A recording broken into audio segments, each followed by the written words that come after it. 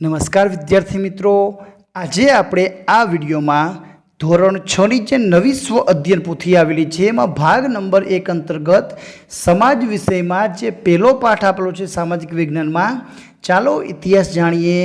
આ પાઠનું સંપૂર્ણ સોલ્યુશન કરવાનું છે. વિદ્યાર્થી મિત્રો, જો તમે અમારી ચેનલ ઉપર નવા હોય તો ચેનલને સબસ્ક્રાઈબ કરી લેજો, જેથી કરીને નવા વિડીયો તમને મળતા રહે.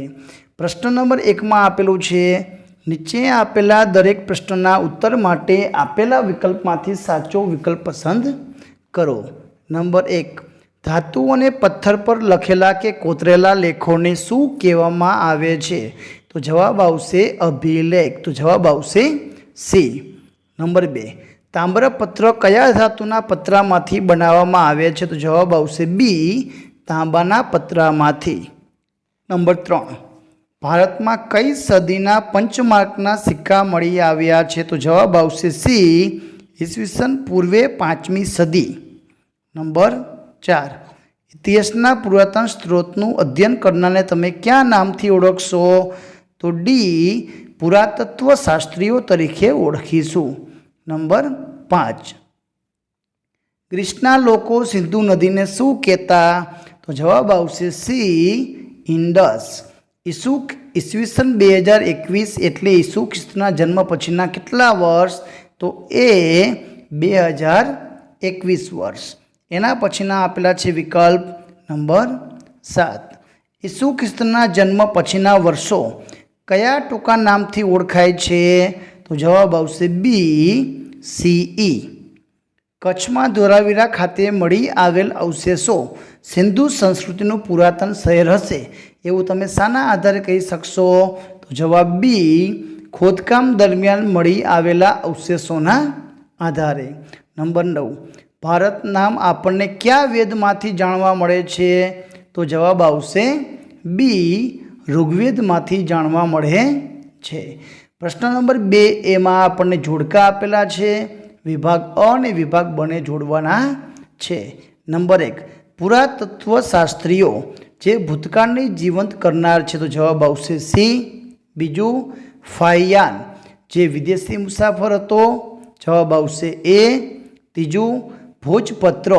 તો જવાબ આવશે ડી, ભુર્જ નામના વૃક્ષની છાલ ઉપર લખવામાં આવતું અને ઈસવીસન એટલે કે દુનિયાની કાળગણના એના આધારે નક્કી કરવામાં આવે છે. તો આ હતા જોડકાના જવાબો. આગળ વિધાનો ખરા છે કે ખોટા તે જણાવો.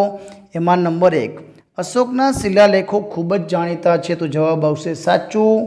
નંબર 2, ભુર્જ નામના વૃક્ષો હિમાલયમાં થાય છે? તો સાચું.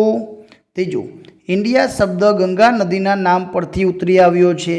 તો જવાબ આવશે ખોટું. તાડપત્ર તાંબાના પતરામાંથી બનાવવામાં આવે છે? તો જવાબ આવશે ખોટું. નંબર 5, બીસી એટલે કે બિફોર ક્રાઇસ્ટ એટલે ઈસુના જન્મ પછીના વર્ષો? તો ખોટું. બિફોર એટલે એના જન્મના પહેલાંના વર્ષો. તો 2માં સાચું, 3માં ખોટું. એના પછી પ્રશ્ન નંબર 3 આપેલો છે, ખાલી જગ્યા પૂરો. ઇતિહાસ માનવ સમાજના ખાલી જગ્યાની માહિતી આપે છે? તો જવાબ આવશે ભૂતકાળ. ભોજપત્રો એટલે ખાલી જગ્યા નામના વૃક્ષની પાતળી આંતરછાલ? તો ભુર્જ નામના વૃક્ષની. તાંબાના પત્ર પર કોતરીને લખવામાં આવતા લખાણ એટલે તામ્રપત્ર. પુરાતત્વ શાસ્ત્રીઓ ખાલી જગ્યાને આપણી સમક્ષ જીવંત રાખે છે?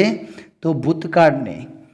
શ્રી હેમચંદ્રાચાર્ય જૈન જ્ઞાન મંદિર પાટણના ઇતિહાસના ખાલી જગ્યા સ્ત્રોતો સચવાયા છે? તો તામ્રપત્રના સ્ત્રોતો સચવાયા છે. ભારતમાં ઈસવીસન પૂર્વે 5મી સદીના ખાલી જગ્યા સિક્કા મળી આવ્યા છે? તો પંચમાર્કના સિક્કા મળી આવ્યા છે. ઘણીવાર બીસીને બદલે ખાલી જગ્યા પણ લખવામાં આવે છે? તો બીસીઈ એવું પણ લખવામાં આવે છે. નંબર 8, શિલાલેખો પર લખાયેલા લખાણને ખાલી જગ્યા નામે ઓળખાય છે? તો અભિલેખ. પ્રાચીન ઈરાન અને ગ્રીસના લોકો ભારતની ખાલી જગ્યા નદીથી પરિચિત હતા? તો સિંધુ નદીથી પરિચિત હતા. પ્રાચીન સમયમાં લોકો તાડ વૃક્ષના પર્ણો પર ખાલી જગ્યા લખતા? તો જવાબ આવશે તાડપત્રો લખતા. એના પછી પ્રશ્ન નંબર 4 છે, નીચેના પ્રશ્નોના વાક્ય 1-2 વાક્યમાં જવાબ આપો. નંબર 1, પ્રાચીન સમયમાં માનવી શાના ઉપર લખાણ લખતો? તો જવાબ આવશે પ્રાચીન સમયમાં માનવી તાડપત્રો કે ભોજપત્ર ઉપર લખાણ લખતો. બીજો પ્રશ્ન, ભારતમાં મળી આવેલ પ્રાચીન સમયની હસ્તપ્રતો કઈ કઈ ભાષામાં છે? તો જવાબ આવશે ભારતમાં મળી આવેલ પ્રાચીન સમયની હસ્તપ્રતો સંસ્કૃત, પ્રાકૃત અને તમિલ ભાષામાં છે. નંબર 3, આપણે ઇતિહાસ જાણવા માટે કયા કયા સ્ત્રોતોનો ઉપયોગ કરીએ છીએ? તો જવાબ આવશે તાડપત્ર, ભોજપત્ર, અભિલેખો, તામ્રપત્ર, સિક્કા, ઈંટ, પથ્થરો, ઓજારો, આભૂષણો વગેરે સ્ત્રોતનો ઉપયોગ કરીએ છીએ. નંબર 4, સિક્કાઓના આધારે આપણને કઈ કઈ માહિતી મળે છે? તો જવાબ આવશે સિક્કાઓના આધારે આપણને રાજાનું નામ, ધર્મ અને સંસ્કૃતિ તથા તેના સમયગાળાની માહિતી મળે છે. નંબર 5, કયા વેદમાં ભરત નામના માનવ સમૂહનો ઉલ્લેખ જોવા મળે છે? તો જવાબ આવશે આરંભિક કૃતિ ઋગ્વેદ નામના વેદમાં ભરત નામના માનવ સમૂહનો ઉલ્લેખ જોવા મળે છે. આગળ જોઈએ પ્રશ્ન નંબર 6, ઈરાનીઓ સિંધુ નદીને કયા નામથી ઓળખતા હતા? તો જવાબ આવશે ઈરાનીઓ સિંધુ નદીને હિન્ડોસના નામથી ઓળખતા હતા. નંબર 7, ઈરાન અને ગ્રીસના લોકો સિંધુ નદીના કયા કિનારાને ઇન્ડિયાથી ઓળખતા હતા? તો ઇન્ડિયા અને ગ્રીસના લોકો સિંધુ નદીના પૂર્વ કિનારાને ઇન્ડિયાથી ઓળખતા હતા. નંબર 8, તાડપત્રો અને ભોજપત્રની હસ્તપ્રતો કઈ ભાષાના લખાણો મળે છે? તો જવાબ આવશે તાડપત્રો અને ભોજપત્રો સંસ્કૃત, પ્રાકૃત અને તમિલ ભાષાના લખાણો જોવા મળે છે. તો આ રીતે લખવાનું છે. પ્રશ્ન નંબર 2 માં આપણને આપેલું છે નીચે આપેલા પારિભાષિક શબ્દોની સમજૂતી આપો. એક છે ભોજપત્ર. હિમાલયમાં થતા ભુર્જ નામના વૃક્ષોની પાતળી આંતરછાલ પર લખાયેલી હસ્તપ્રતો એટલે ભોજપત્ર. નંબર 2, તાડપત્રો. તો તાડ વૃક્ષના પર્ણ પર લખાયેલ હસ્તપ્રતો એટલે તાડપત્રો. તામ્રપત્ર. તો તાંબાના પતરા ઉપર કોતરીને લખવામાં આવતા લખાણને તામ્રપત્ર કહેવામાં આવે છે. અને નંબર 4, અભિલેખો. તો પથ્થર પર કોતરીને લખવામાં આવે એ લેખને અભિલેખો કહેવાય છે. તો આ રીતે તમારે સંકલ્પના છે એની ટૂંકમાં સમજૂતી આપવાની છે. પ્રશ્ન નંબર 5 માં આપેલું છે નીચેના વિધાનો માટે કારણો આપો. પહેલો પ્રશ્ન, પ્રાચીન સમયગાળાના સમાજ કે રાજકીય વ્યવસ્થા જાણવા માટે જે તે સમયના શિલાલેખો અને અભિલેખો વાંચવા જોઈએ. કારણ કે તો પ્રાચીન સમયમાં રાજાઓ પોતાના આદેશો શિલાલેખો કે અભિલેખો પર કોતરાવી પ્રજા પાસે સંવાદ કરતા.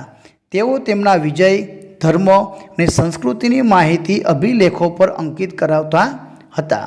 વળી શિલાલેખો કે અભિલેખો પર લખાયેલા લખાણો લાંબા સમય સુધી ટકી રહે છે. આથી આપણે અભિલેખો વાંચવા જોઈએ. એના પછીનો બીજો પ્રશ્ન આપણને અહીં આપેલો છે કે ઇતિહાસ જાણવાના સ્ત્રોતને ઇતિહાસ જાણવા માટે મહત્ત્વના સાધનો ગણવામાં આવે છે. કારણ કે તો ઇતિહાસકારો વિશે અને પુરાતત્વશાસ્ત્રી ઇતિહાસ જાણવાના સ્ત્રોતનું સંશોધન કરીને માહિતીઓ એકઠી કરે છે. તો પ્રાચીન સ્થળ, મકાનો, સિક્કા, ઈંટ, પથ્થર, ઓજારો, ખોરાકના નમૂના, મનુષ્ય અને પ્રાણીઓના હાડકાં વગેરે ઐતિહાસિક સ્ત્રોતોનો અભ્યાસ કરે છે અને સમયની સંસ્કૃતિથી માહિતગાર કરે છે. તેથી કહી શકાય કે ઇતિહાસ જાણવાના સ્ત્રોતને ઇતિહાસ જાણવા માટે મહત્ત્વના સાધનો ગણવામાં આવે છે. એના પછીનો ત્રીજું કારણ છે કે ઇતિહાસકારોને ભૂતકાળની માહિતી આપનારા મહત્ત્વના વિદ્વાનો ગણવામાં આવે છે. કારણ કે તો ઇતિહાસકારોને એકઠી કરી તેનું વર્ગીકરણ કરી સંશોધન કરે છે. તાડપત્ર અને ભોજપત્ર જેવી હસ્તપ્રતો તથા અભિલેખોમાંથી માહિતી એકત્ર કરીને એનું યોગ્ય રીતે આલેખન કરે છે.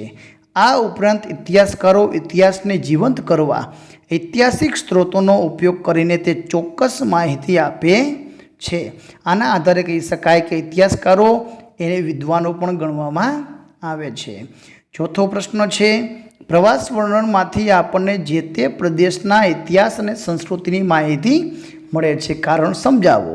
તો પ્રાચીન સમયના પ્રવાસીઓ કે વિદેશી મુસાફરો જે દેશમાં ફરતા ત્યાંની સંસ્કૃતિ, સભ્યતા, મંદિરો, ખાનપાન, પોશાક, રીત રિવાજો, ધર્મ અને રાજકીય બાબતોની નોંધ પોતાની ડાયરીમાં કરે છે, જેથી કરીને આપણે પ્રવાસ વર્ણનમાંથી આપણે માહિતી મળે છે।